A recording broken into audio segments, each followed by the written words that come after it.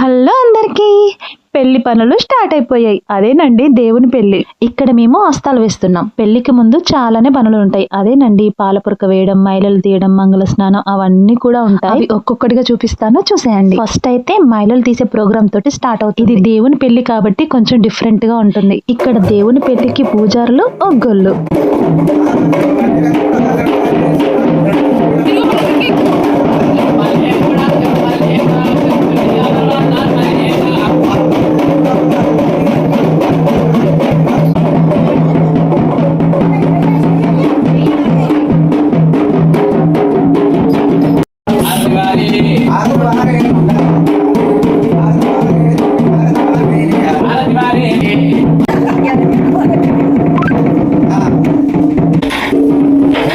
ఆ తర్వాత మంగళ స్నానం.